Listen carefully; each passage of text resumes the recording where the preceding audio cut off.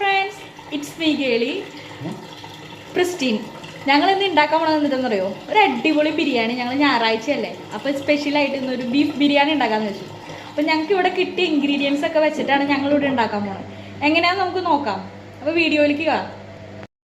നമ്മൾ ബിരിയാണി ഉണ്ടാക്കുന്നത് സ്റ്റാർട്ട് ചെയ്തു. അപ്പോൾ അതിലേക്ക് ഞാൻ ഇട്ടേക്കണം, ഞാൻ നേരത്തെ കാണിച്ചു തന്ന കുറച്ച് പട്ട, ഗ്രാമ്പു, ഏലക്ക, തക്കോലം, പിന്നെ ബിരിയാണി ഇല, പിന്നെ കുറച്ച് ഗ്രീൻ പീസും, പിന്നെ നന്നായിട്ട് വെള്ളം തിളച്ച് കഴിഞ്ഞപ്പോൾ അതിലേക്ക് ഉപ്പ് ഇട്ടിട്ട് അരിയും കൂടി ഇട്ടു. പിന്നെ കുറച്ച് നെയ്യും കുറച്ച് സൺഫ്ലവർ ഓയിലും. ഇത് നമുക്ക് പെട്ടെന്ന് എങ്ങനെ ബിരിയാണി ഉണ്ടാക്കാമെന്നുള്ളതാണ് കേട്ടോ.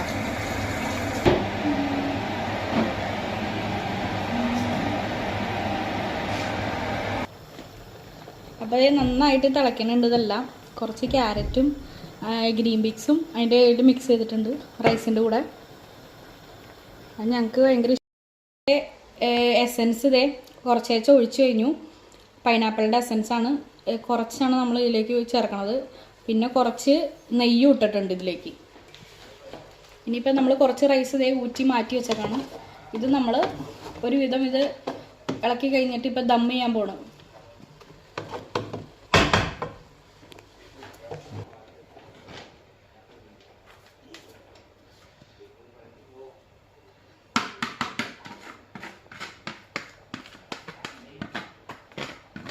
അങ്ങനെ നമ്മുടെ ബിരിയാണിയുടെ പകുതി കാര്യങ്ങൾ കഴിഞ്ഞു. ഇനി നെയ്യിൽ നമ്മൾ സവോളയും കാഷ്യൂനട്ടും ഉണക്കമുന്തിരിയും വറുത്ത് ഇതിൽ മിക്സ് ചെയ്താൽ മതി. ബിരിയാണി എന്നിട്ട് നമ്മൾ ദം ചെയ്ത് എടുക്കും.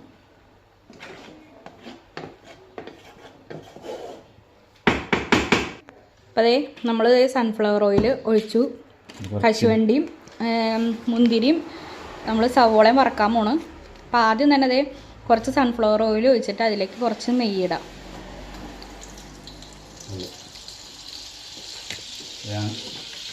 ചേട്ടൻ എന്തിട്ട് പറയാനുള്ള ഈ ബിരിയാണീനെ കുറിച്ച്?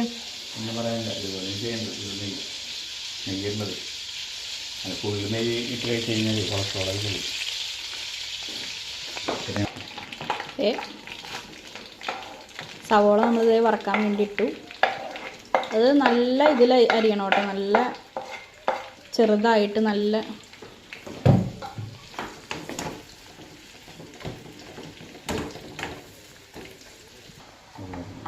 ഇതിപ്പോൾ നല്ല രീതിയിൽ വറുത്തെടുത്തിട്ടുണ്ട്. പിന്നെ ഇത് നമുക്ക് കോരി പ്ലേറ്റിലോട്ട് മാറ്റാം.